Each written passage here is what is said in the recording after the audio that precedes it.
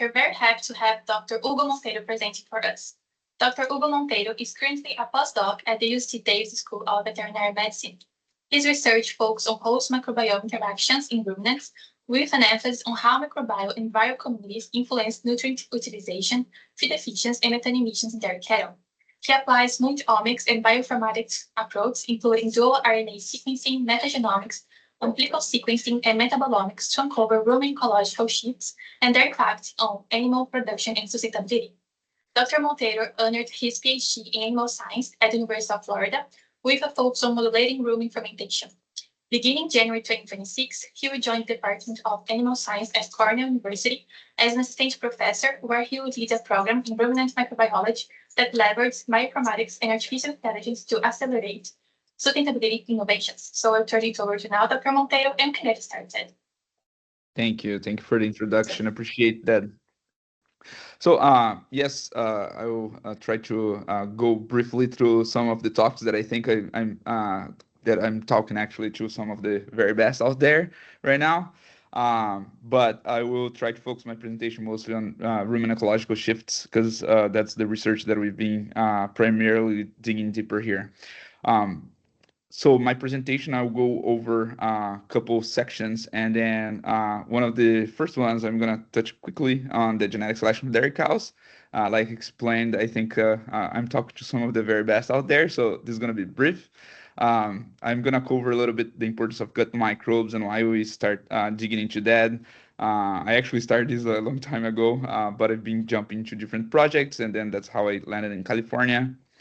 I'll talk about the associations we've been finding between the rumen microbiome and residual feed intake, a key feed efficiency metric. Then I'll go over our studies trying to uncover the mechanism of feed efficiency in dairy cows.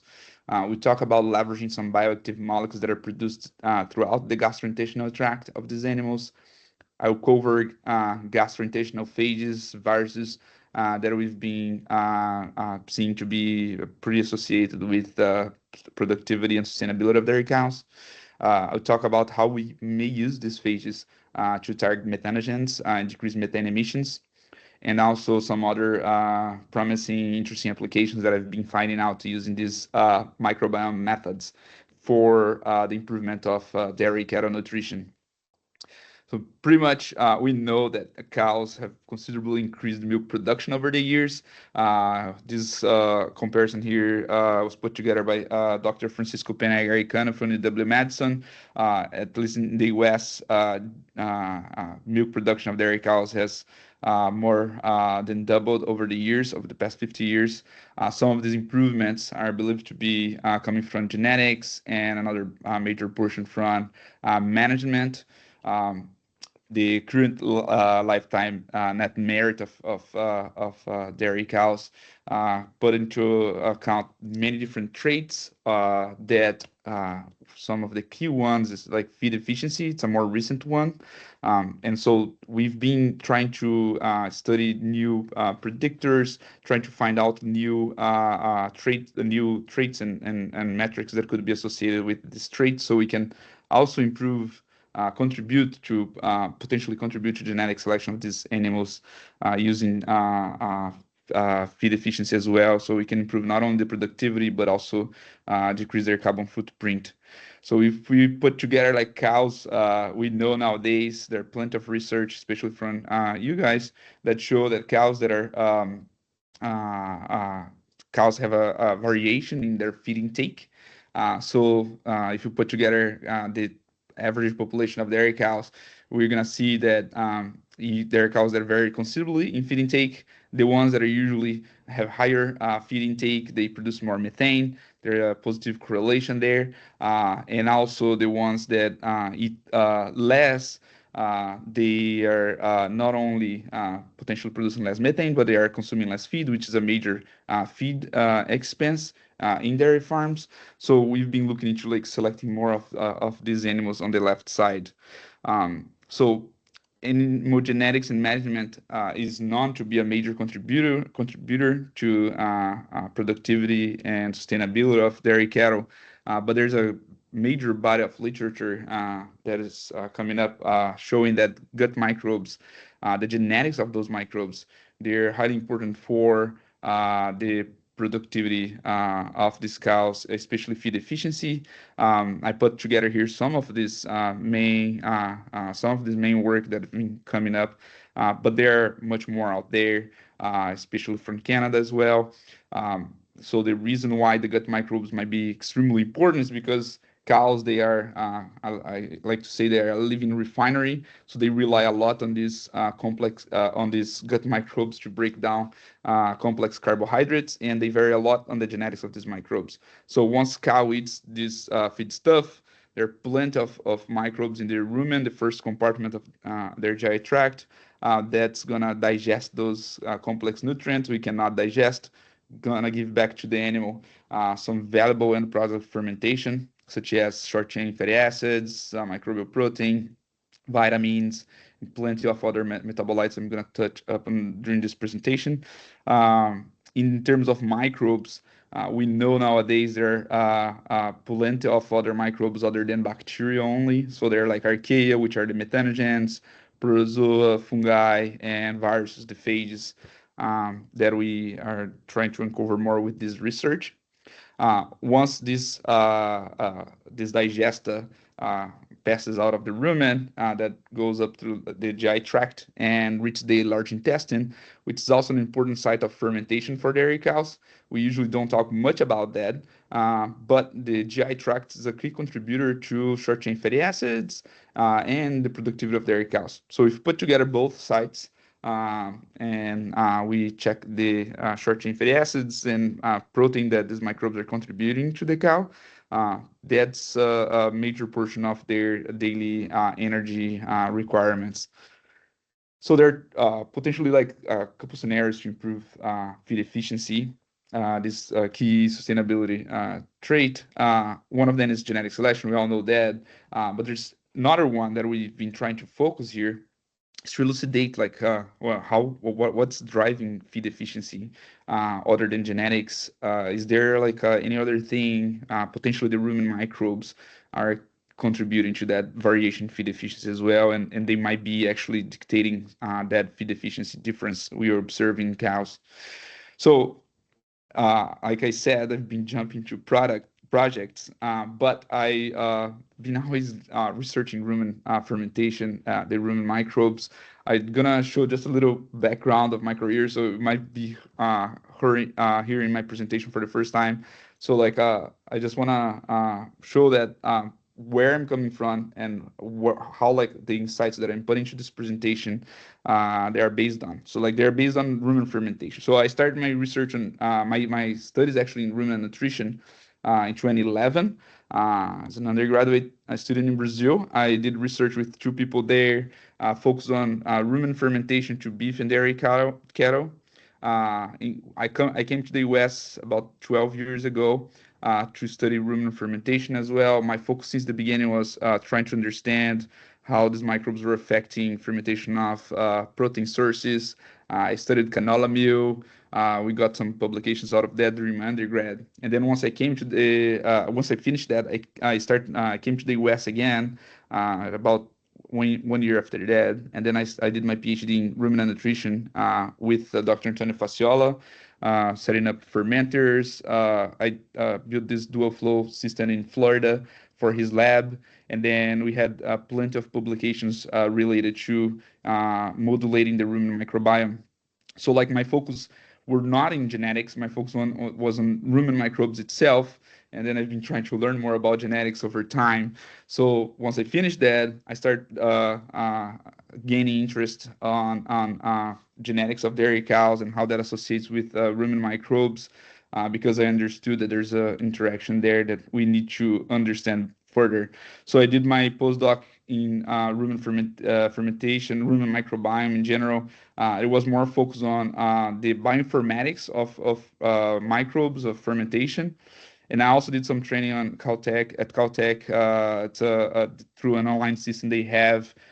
Spent like a lot of money to get this training. I tried just to look at some of the very best artificial intelligence trainings out there to try to leverage some of this information we're finding from microbiome studies.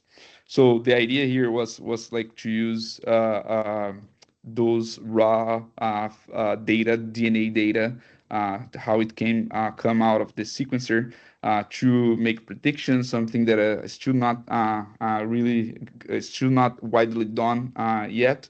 But there are some groups that are trying to develop that. So I learned that the path was much harder than I first started, and that's some of the interest that I still pursuing. So like at UC Davis, my goal was to try to uncover some of the mechanism of feed efficiency. Like I explained, our publications here have been focused on how the gut microbiome affects production traits, especially feed efficiency.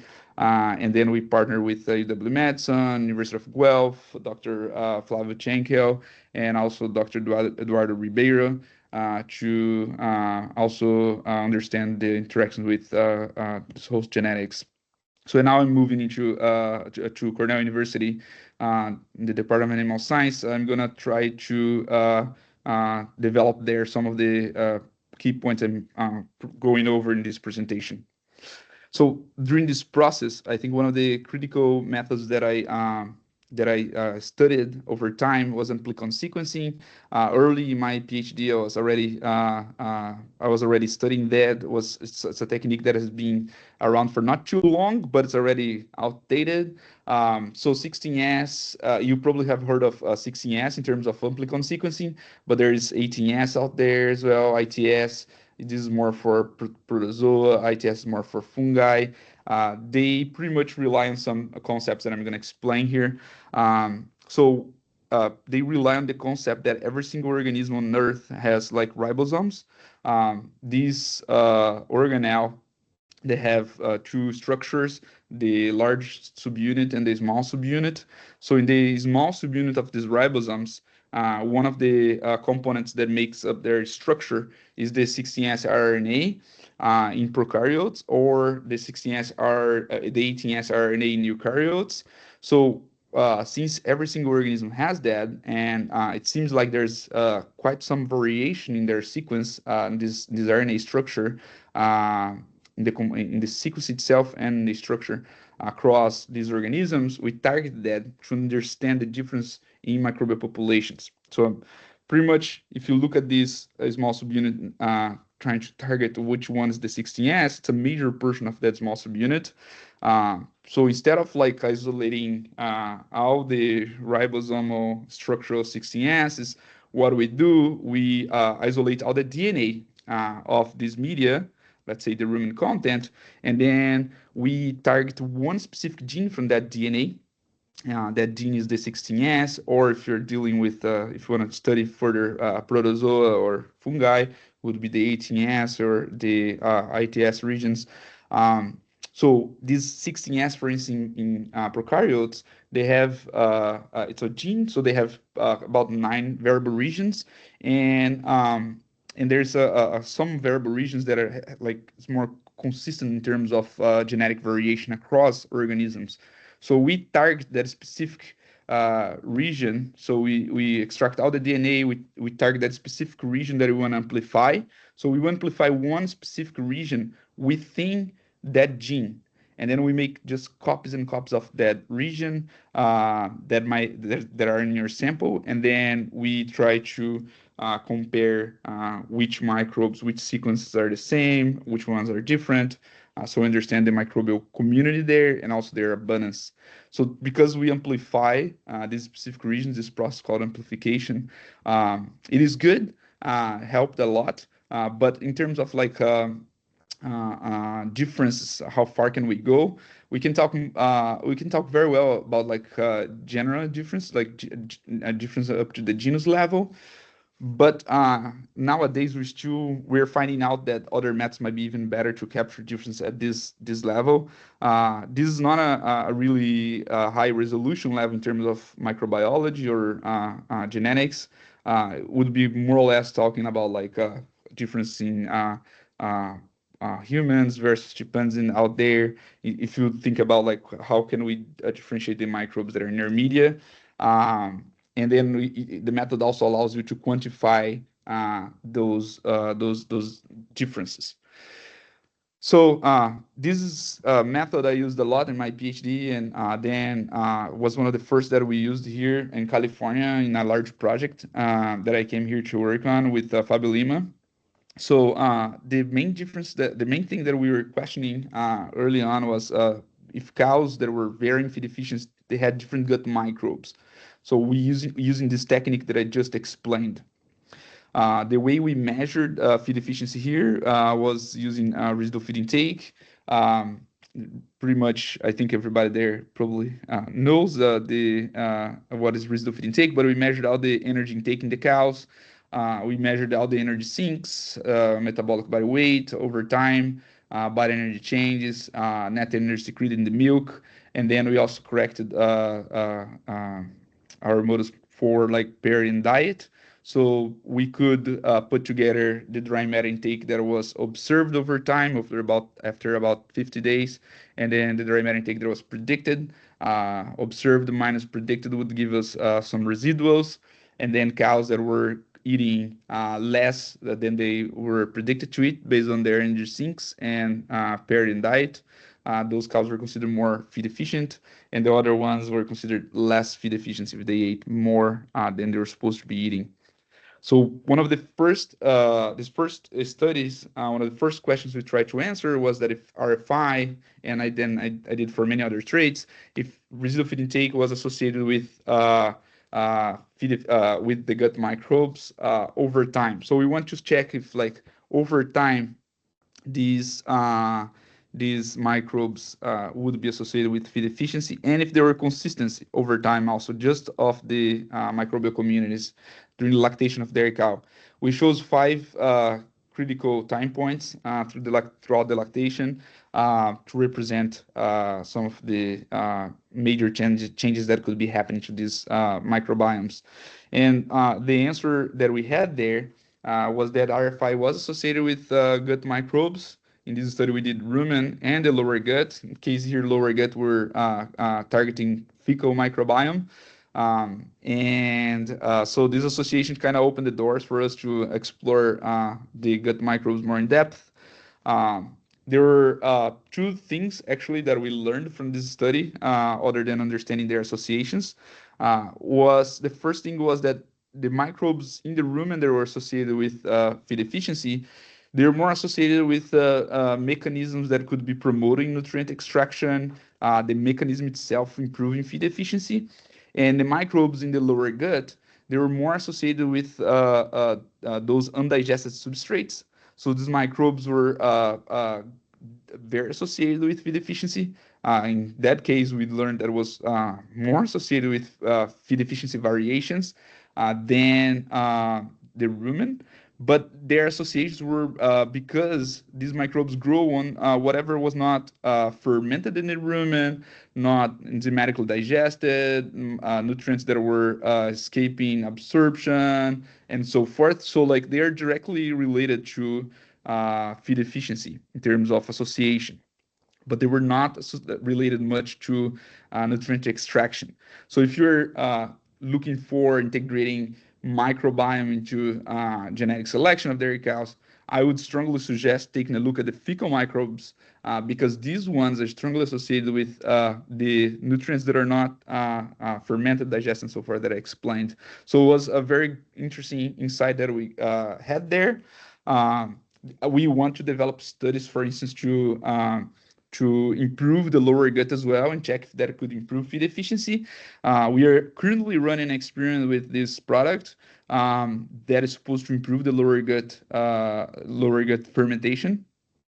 But I'm gonna show just like one example of like how it could be done. So this clostat here, this Bacillus subtilis, was fed to dairy cows, for instance, and by Dr. Baumgarten in Iowa. And what they observed there is that over time it did improve feed efficiency as well. So improving that lower gut environment fermentation also improves feed efficiency, and might be also a critical site for us to improve this trait moving on. But there are many things that were happening when they were feeding this microbe there.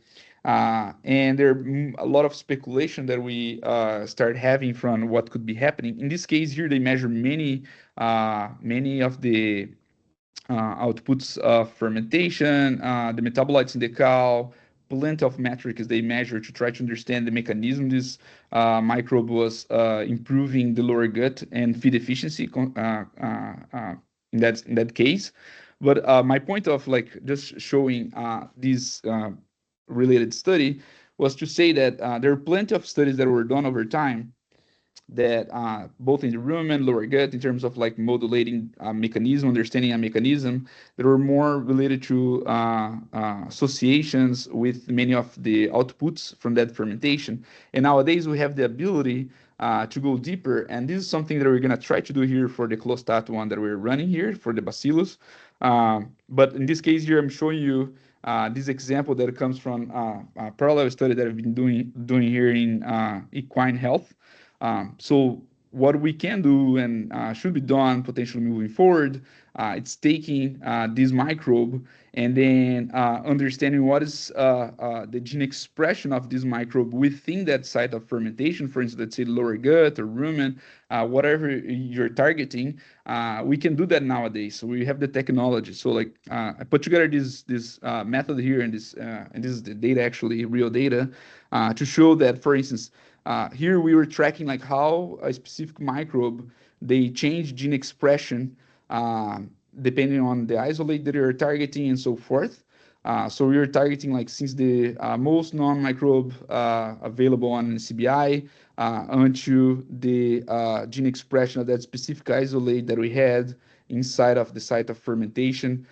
So something that we can do on the site nowadays of fermentation. So it's something that moving forward in terms of understanding mechanisms, either lower gut or rumen, should be done. And we've been trying to do this now for the rumen. So it's kind of like backwards. So one of the first questions in that rumen studies that we had was how much were those rumen microbes affecting feed efficiency of dairy cows? We sampled about 454 cows in the US and Canada. In Canada was in Guelph. 216 came from there and 238 from Florida. We used this orophageal tubing to try to characterize that microbial community and then quantify how much that was affecting feed efficiency. Our first hypothesis was that the rumen microbes were a key contributor of this phenotypic variation feed efficiency, and second, that the rumen microbes and genetics both were contributing to this phenotypic variation, and that's how we partner with Flavio and also Francisco Peña-Garicano from UW Medicine. We used this technique to characterize these rumen microbes and try to quantify them. 16S amplicon sequencing, try to put together plenty of different approaches to try to understand, like to try to quantify how much these microbes were affecting feed efficiency. One of the first ones, one of the main ones that we end up sticking with was a machine learning method here, just to try to quantify how much of that variation those microbes were affecting RFI, for instance, and then also feed intake. Using cross-validation, tenfold cross-validation. We understood at that time that microbes were accounting for about 36% of that variation in RFI, and in feed intake was about 55%. This data is very sparse, so like we thought we had a lot of animals, but we might need way more to really have better predictions, and different methods might yield also different results in terms of making these predictions. For instance, if you go try to integrate other metrics, let's say diversity of these microbes and so forth, we might be able to further improve that, besides of accounting for only the microbes that are present there in their abundances. So one thing that we've been noticing in terms of feed efficiency across many different studies, not only ours, was that cows that are more feed efficient, they have a lower diversity of rumen microbes than inefficient cows. And we have a hypothesis nowadays why that's happening. I'm going to talk about that. But this is consistent. And on the other hand, like if you look at human studies, humans that are more unhealthy, they have a lower diversity of these microbes. So something very interesting that we've been noticing to be consistent, pretty consistent across studies. Uh, Another thing that I learned over time and during this process was that there are plenty of different methods out there to for you to understand which microbes are more abundant, different, uh, given a specific phenotype. And in terms of microbiome methods, they vary in terms of which microbes might be different in your results. And I also, in this case here, I had the output of key contributors from the machine learning models through different approaches of like data wrangling that I was playing with. And also, I just did like a linear regression to check how that was also which ones were the main predictors of feed efficiency. So putting everything together, I tried to develop like a ensemble method to give me a summary of which microbes were most associated with feed efficiency across many different methods. And then I tried to build a rank of these microbes. So we end up having like a couple of microbes that were consistently present to be associated with feed efficiency across many different methods. And we've been digging more into those ones. One specific one that ended up being extremely important for us was this Rhinococcus grauwei group that we later learned that it was renamed to something else, Rhinococcus bovis, and we learned that it's strongly associated with feed efficiency. So our collaborators in Wisconsin and Guillermo Boggio actually is a new assistant professor here at UC Davis. He put together a model with just the genetics of the cows. Another one trying to integrate trying to account for both the genetics and the microbiome, and a third model considering that holobiont effect, considering the interaction of both genetics and the microbiome. In this case here, microbiome 16S RNA sequencing, to try to understand which ones could better explain the variability in these phenotypic traits. And then we have the three models here. And one of the things we learned was that the holobiont model was one of the best into explaining the variation in these phenotypic traits, feed intake, net energy secreted in the milk, and residual feed intake. Which in this case here, we knew there was some variation coming from the microbiome. We knew that genetics was a key trait because there was already genetic selection for feed efficiency. But one thing that we didn't know at this point was how these two, both genetics and the microbiome, was they were affecting feed efficiency. So we went more in depth into studying what could be driving feed efficiency in terms of host genetics versus microbiome interactions. In that major group of dairy cows, we selected 24 cows pretty well in a pretty well thought manner to try to have a very unique group of cows that we could try to isolate some of these biological effects that could also be playing a role, even though we are counting that in the statistic for RFI. We in these two groups of cows, we handpicked the extremes in feed efficiency, but we paired them to not differ in any of these production traits that we were measuring. So the only difference we want there was to was to be in feed intake. So these two groups, they were very pretty much like 5 kilos of dry matter intake per day, uh, and uh, and so like the group that are more feed efficient, they were eating considerably less. So like we made these two groups to make sure that once we spend a lot of money on trying to understand those mechanisms, we would have a more homogeneous group of cows that were varying considerably in feed intake and consequently feed efficiency. So we run 16S and 18S analysis. These two here, the first row is for 16S, the second row here is for 18S, and those 24 cows, just as a proof of concept that those cows they were differing in their microbial communities and feed intake, but none of the other productive traits. And so this was just like a screening method, and then we went more in depth into understand what was happening. And then we had a lower difference, smaller difference in diversity here than we were capturing with the larger cohort. One of the first things we did after that was to try to characterize the metabolites from this rumen fermentation to understand if that could be associated with feed efficiency. We run both target and target metabolomics. There are plenty of studies in humans linking these untargeted metabolites with plenty of physiological changes in humans. So this is in the lower gut, or lower gut of humans.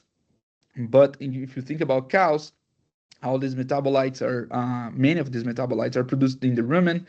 We learned that cows are producing more than 200 metabolites, hundreds of metabolites in the rumen. So these metabolites in humans, they're in the lower gut, so there's a whole process of absorption, and some may not even be absorbed, but in cows, they're being produced before absorption sites. So it really called our attention, and we looked into like understanding if there were any metabolites from these microbes that are associated with feed efficiency, if there were any metabolites that could be associated with feed efficiency and coming from these microbes. So there are a couple of things that I want to just mention regarding these metabolites is that once these metabolites are produced in the rumen, they might be absorbed, or they might even go also to the lower gut. They might flow to the lower gut because they might not even be absorbed early on because of passage rate and many things. So they might be used to generate many other metabolites by the microbes. So many things can be happening there that we still don't know, but these metabolites are produced throughout the gastrointestinal tract of cows. And I hope to see more studies like coming from the association of these metabolites with production traits, because there's a likelihood they are also driving some of the physiological changes in cows.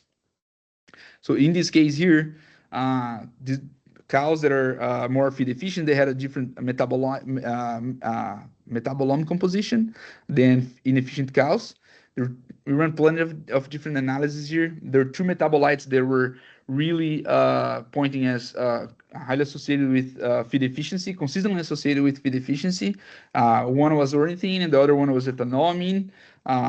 We run targeted metabolomics in terms of short chain fatty acids because of their importance to gluconeogenesis, milk synthesis in general. And one of the things we learned was that they were not really that strongly associated with feed efficiency. But then we started thinking about that again, and we were studying the concentration of these short chain fatty acids. And there was a chance that cows that are more feed efficient, they can be just absorbing more of these VFAs, which end up being the case in downstream analysis.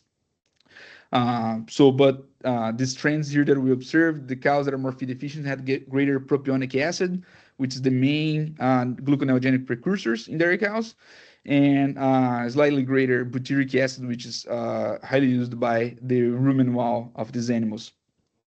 So put those short chain fatty acids together, we didn't find statistical difference in terms of the concentration of this fatty acid in the rumen. One of the things, though, that we checked and was consistently different as well was ammonia concentration. So cows that are more feed efficient, they have greater ammonia concentration in the rumen, still within normal ranges. Inefficient cows might have a slightly depleted ammonia pool in the rumen, which might limit rumen fermentation.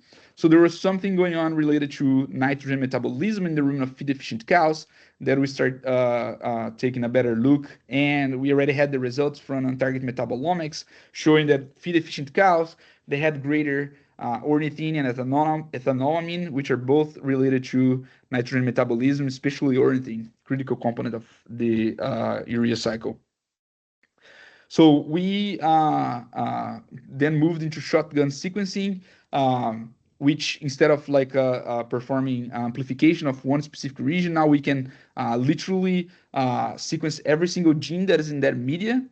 The advantage of like doing this instead of that amplicon sequencing is that now instead of having one gene, we can take a look at every single gene of microbes. And if we take a look at every single gene of the microbes, we might be able to even put these genes together and through a process here that we call metagenome assemble genome, that we can understand microbes that are present in that media and they are not they might not have been cultured yet. So this is only that has been only possible after we start sequencing everything that is in that media. This whole process opened a whole avenue of research not too long ago as well, that we start taking a look at these unculturable microbes that helped us understand they're actually the vast majority of microbes out there. So this Tree of Life, this update to the Tree of Life came out in 2016. It showed that if you put together everything that we have cultured to date and sequencing those genomes and everything that we could now assemble and understand that those are new microbial species, that the vast majority of microbes out there have not been cultured yet, and they were only possible to be discovered through this shotgun analysis. So we, at that time, we were trying to understand how we could run some of this analysis to understand better how these microbes were associated with feed efficiency. And then we talked to some people, and we end up running a method that's called dual RNA sequencing.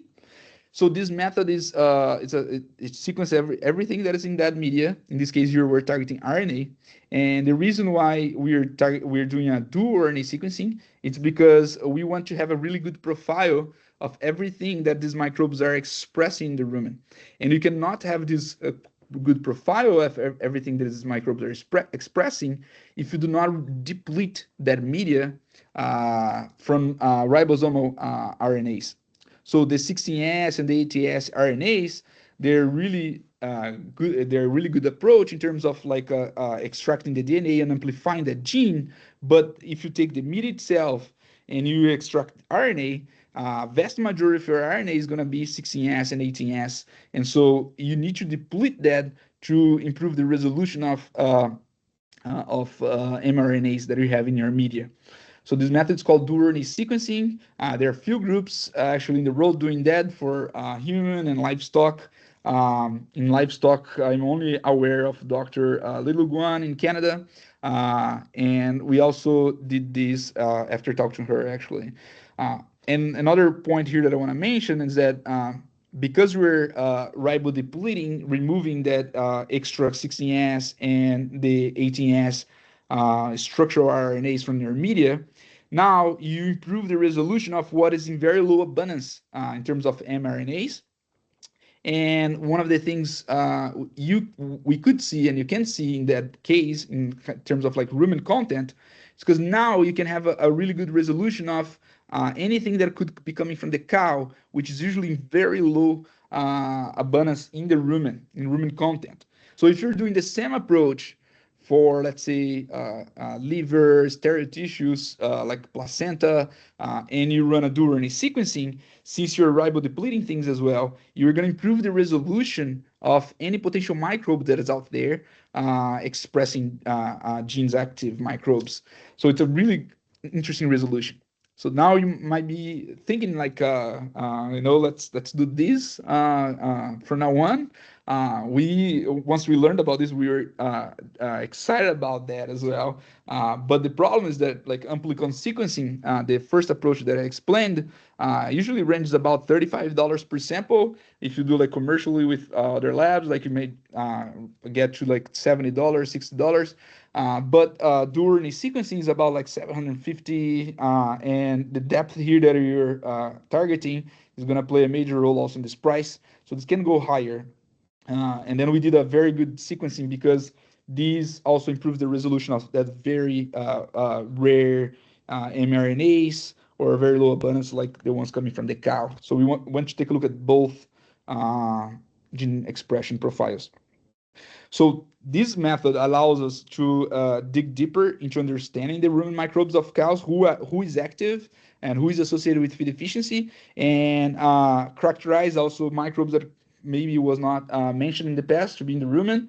So I was able to put together a tree of life similar to the one I showed previously, but this one is based on our data, based on all the transcripts, mRNAs that I recovered from the rumen of cows. I also use tRNAs and signaling RNAs for to build this tree. So now we know which microbes are active, who is expressing what, in which quantity, and also which ones associated with feed efficiency. So put all these mRNAs together, their abundances, and then I have all the upregulated transcripts in terms of feed efficiency, all the downregulated ones, and build another pipeline here to understand if ornithine biosynthesis, because of the ornithine greater abundance of ornithine, if ornithine biosynthesis and arginine biosynthesis, which is part of that pathway, was associated with feed efficiency. And yes, it was. I also played a lot with like a false discovery rate in this type of data. End up understanding that there's a major issue right now in this case because I end up having 10 million transcripts, and then there are plenty that is associated with feed efficiency. But because I'm increasing too much my N, I'm having a really strict cutoff for false discovery rate. And then for instance, the pathway, the ornithine biosynthesis pathway is differentially expressed, but it's not passing FDR correction in this case. Something that we've been discussing with other groups as well to see what we can do. But the point is, all these transcripts here, even the gray ones, they're differentially expressed, associated with feed efficiency. And the colored ones were passing FDR correction. So since we had all this RNA data, we went into characterizing like which also RNA viruses and active DNA viruses in form of RNA were associated with feed efficiency because we not only wanted to understand which microbes were producing that metabolite associated with feed efficiency, but we want to understand what could be driving these microbes to now start producing that metabolite. Okay, and we think that viruses were the ones that were targeting these microbes and then affecting the metabolism of these microbes and so forth. I will have some data here to go over that. We characterize RNA virus, active virus. We have more than doubled the diversity of these RNA viruses that are available in NCBI right now, public databases based on these new RNA phages that are coming from the rumen viruses. We noticed that in the colorful differentially expressed with FDR transcripts, many of them were actually phages or were genes coming from phages. The ones that are highlighted in terms of phages are complete genomes. There are plenty of different phages there, single-strand DNA, double-strand DNA phage, single-strand RNA, and double-strand RNA viruses, plenty of different ones. The vast majority were these Levi-Virus sets here, extremely abundant ones, by far the most abundant transcript in our data. So once these viruses, they infect these microbes, there are two things that might be going on there. They might improve a given pathway because they are integrating to those microbes, becoming lytic, and then they are bursting those microbes. So when the microbe bursts, the competitor is going to take that space. And also some phages, they might encode some thing that we call auxiliary metabolic genes, AMGs. And once they integrate into these microbes, these genes might be used by the microbe to degrade even fiber. There are some studies that are showing that this virus might carry genes that encode fibrolytic enzymes. So in the mechanism of feed efficiency itself, some of the things after digesting this data for a very long time that we realized was that plenty of these phages were active. They were actively bursting microbes. There were plenty of viral changes going on associated with feed efficiency. We know this number now, it's close to 1,000. We've been digging deeper into that data. but there was a major viral change, and this virus, they were affecting those microbes. It's kind of like the initial point of what might be happening. And we have realized that there were many microbial bursts going on that were linked with feed deficiency. So we call this process a gastrointestinal viral shunt, because once these viruses were bursting these microbes that are not resistant to these viral infections, they were bursting, and their residues were being degraded by other microbes. So it's kind of like a microbial turnover. So one of the key components of these microbes is phosphatidylethanolamine. That might be one of the reasons why ethanolamine was in greater abundance. We found enzymes related to the degradation of these phospholipids upregulated, and that might be one of the reasons why ammonia was in greater abundance in these animals. So there was a lot of microbial burst, and once these residues are in the media, there were some microbes that were taking advantage of these amino acids to improve their metabolism. So we found 4 specific strains of microbes that are producing ornithine, and they might be just producing ornithine because it's more energetically favorable for them in this kind of environment. One of these microbes actually, another one is about to be commercialized, but one of these microbes already a commercial product actually, by a company in San Diego, Ruminococcus bovis, and they claim that it improves productivity. So like it was very interesting to get to the same point. This was it was 100% match in our analysis to this microbe. The reason why these microbes might be improving ornithine synthesis might be because of might be because of an association with these viruses. So I put together a different analysis using this kind of data to try to understand what were the viral needs for amino acids once they integrate into these microbes. And what I could understand is that arginine is actually in the rumen, is actually one of the it is the major viral need.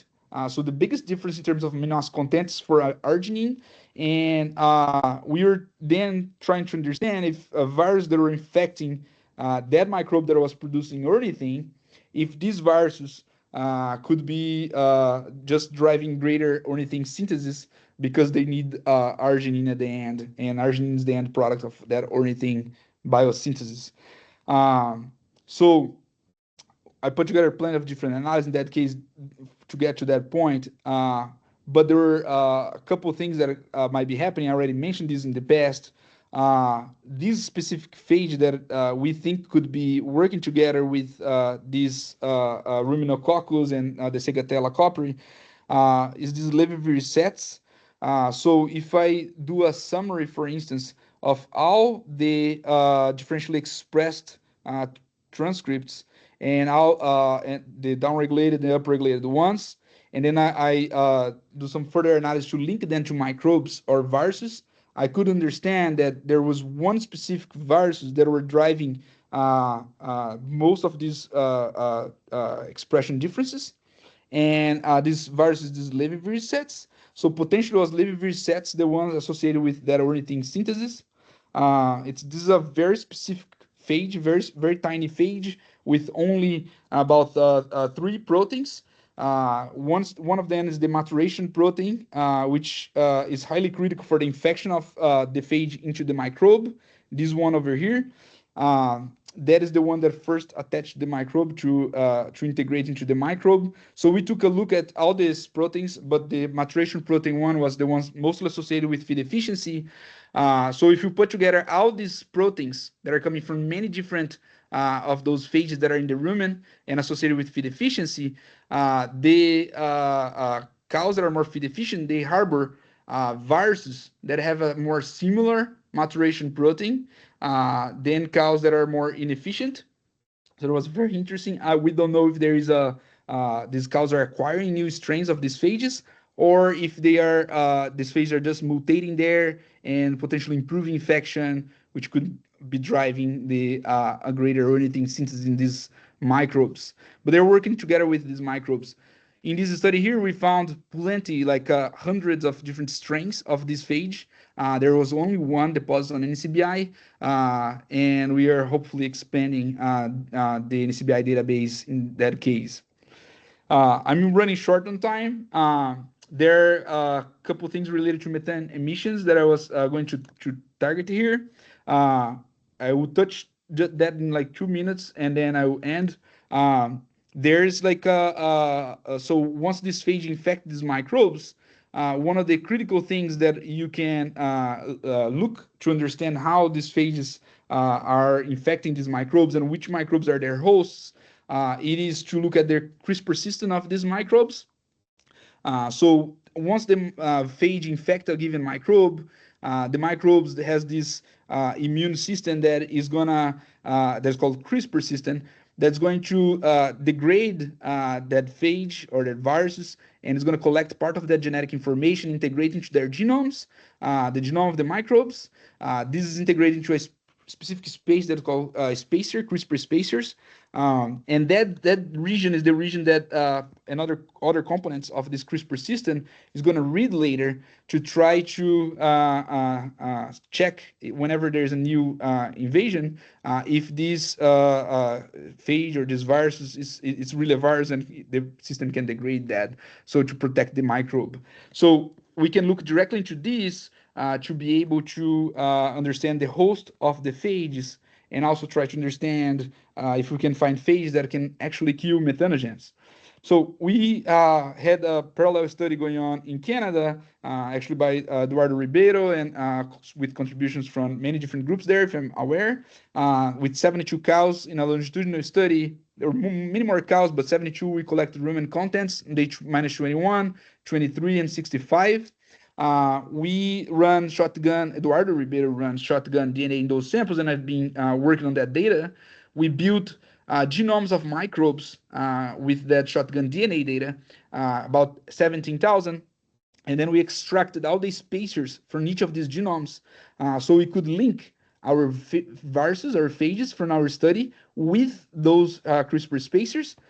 So we found about like 1.2% of all the mags, about 208 strains were associated with those viruses that are associated with feed efficiency. And the host of those microbes were the ones that were associated with many of the pathways we've been finding out to be linked to feed efficiency. So these viruses that are associated with feed efficiency, they are infecting the microbes that are associated with feed efficiency, especially Clostridia, Bacteroides, Gamma protobacteria. Those rhinococcus coming from Clostridia, so you know. We had the gene expression profile also from the cows in terms of like inside of the rumen. It's probably coming from like shedding. We don't know the source, but one of the things we know, we could assemble those expressed genes, and then run plenty of different analyses to try to understand what from the cow side those genes were associated with. And we think that that was associated based on these results with increased absorption of nutrients in the rumen, improved mitochondrial efficiency, and there was some anabolic response going on in that rumen. So we run plenty of different analyses with the hypothesis that these metabolites produced with microbes associated with feed efficiency, they could be driving some anabolic responses. We took the blood of those cows. We analyzed some anabolic hormones, and we found that, for instance, growth hormone was in greater abundance of feed-efficient cows and some other hormones. So we think there's a positive feedback loop going on there. We don't know if this is coming from the genetics contribution to feed efficiency, or if rumen changes not associated with genetics are also contributing to stimulating this pathway. But we think there's a positive feedback loop there that is contributing to improved absorption, and these cows are just driving more nutrients toward milk production. So this is how we got to this point here. We have what we believe to be like part of like the mechanism of feed efficiency in dairy cows. There are plenty of other things we're doing from now on with this data. We know through some different approaches, phages that are killing methanogens. This paper was just published last week. Phages that could be associated with methane emissions that are targeting methanogens, and this was done with a lot of cows as well, about 500. And in our data set as well, we know already the phages that are linked to methanogens that could be driving their abundance and their activity. And we know phages that are skipping that CRISPR defense system as well.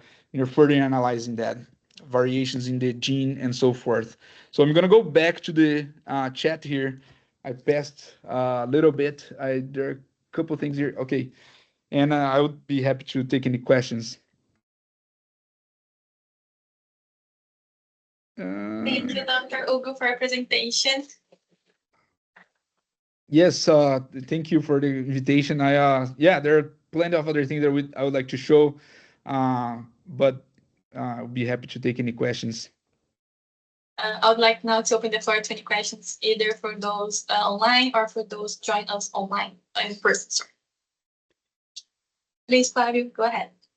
Yes. Hi, Hugo. Hello, Flavio. Thanks for doing this great presentation. It was really dense, a lot of information. I think you need at least 2 seminars to be able to cover everything. But congratulations for the work. Congratulations for the new position. Well deserved. Thank you. I have a question. Maybe you have some papers on this.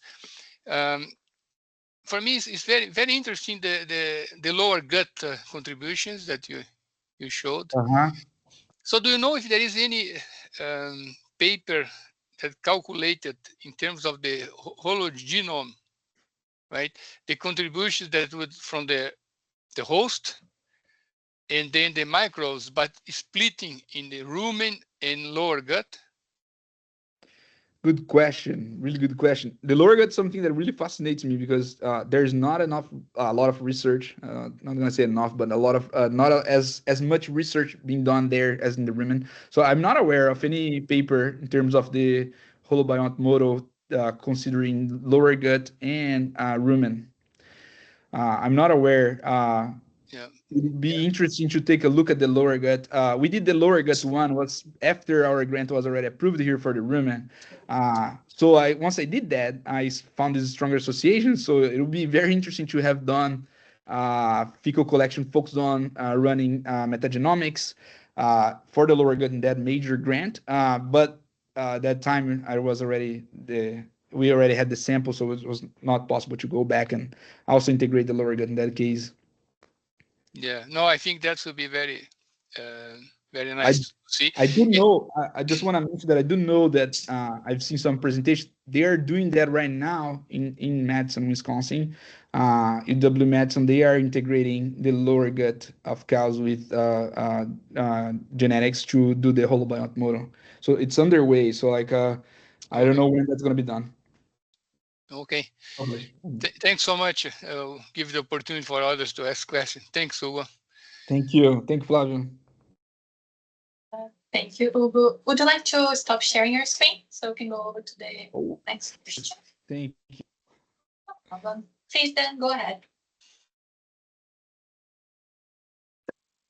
Hi, Hugo. This is Dan from U of A. You mentioned the proportion of variation in RFI due to microbiome is about 36%. And there are also other researchers which argue the majority of the proportion in variation and the proportion in RFI variation is due to post-absorption physiological processes. So the role of microbiome, is the role of microbiome limited to nutrient extraction, or it could transcend to post-absorption processes? That's a good point. So in humans, what they are finding out is not only related to nutrient absorption. I think I mentioned one study briefly in terms of like further effects in the host in terms of neuromodulation. There's plenty of association with many other processes that are happening, physiological process. In the cow, I think that is going to go much further than absorption. In this case, here we're targeting absorption. we're targeting feed efficiency, and that is what we've been finding out to be associated. But I did some extra analysis there. It's not part of the paper, it's not going to be part of the publications, but some extra analysis show that there's an association with the health of the cows, what we could recover in terms of gene expression inside of the rumen coming from the host. Um, but the issue is that to get to that answer, I had to use some of the pipelines that were built based on human genetics, and some of the softwares that were built for human genetics in terms of predictions of pathways that could be happening. And then I didn't felt comfortable about sharing that kind of data, since I want to use something more reliable in terms of what has been done for dairy cattle. With that said, I think that the rumen metabolites coming from this microbial fermentation, they are probably associated with and dictating many things that are happening in the cow. We studied short chain fatty acids for a very long time. Unfortunately, we've been stuck in short chain fatty acids. To be really honest, I think it's time we have the technology to explore all these hundreds of metabolites, and there are hundreds of others that we could not characterize. So they are associated with feed efficiency with many traits, but we could not characterize because they haven't been characterized to date. So we know the molecular weight and so forth. We just need more research, 6 to 8 months per metabolite to really understand what is that, what that is. Yeah, so like I think there are plenty of other physiological processes that could be driven by these metabolites produced in the rumen. Okay, Does thank that you. answer your question? Yeah, thank you. Thank you. Thank you. We do have questions here in the room. Hi, Hugo, it's Isis. Great presentation. Thank you very much. So my question is more like regarding on the literature, we normally see like species that are producing as a fermentation end, like propionate and lactate.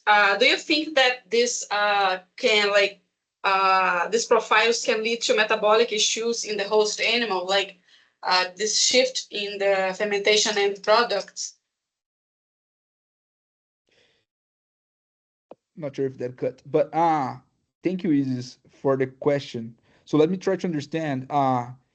Your question is if did most of the literature points to short chain fatty acid production in some of these microbes linked to phenotypic traits, but you're asking if these microbes could also be playing a role on other things unrelated to short chain fatty acids. Is that what you're asking? Yes, a kind of, for example, we see normally like the prevotella associated with feed efficiency, like more feed efficient animals has a high abundance of the prevotella. And Yes. prevotella normally is associated with the propionate. And I was wondering, we also see not only propionate, but also lactate. And I was wondering if this could cause some issues, metabolic issues on the host. Oh, I see your point. I think it's the opposite. I think propionic acid, for instance, it's the major gluconeogenic precursor in dairy cows. So like the more propionic acid, the greater the glucose output in the liver of this cow. So like if these microbes are producing propionic acid, that is a great indication that they are increasing energy input to milk synthesis. Lactic acid is also one of the main gluconeogenic precursors to dairy cows. Unfortunately, there is a whole literature around lactic acid being bad to dairy cows in terms of, or ruminants in terms of subacute and acute ruminant acidosis. But in reality is that lactic acid in a healthy environment, they are gonna, once absorbed, they are gonna, be a good gluconeogenic precursor. So I think they are positively associated with milk production and not gonna bring any problems. Okay, thank you. Thank you. Thank you very much, Dr. Hugo. This has been a great discussion and an amazing presentation. I'd like to thank everyone for coming. The record will be posted on YouTube, and we get in touch with you about that. That's all. See you next week. Bye-bye. Thank you. Appreciate the invitation.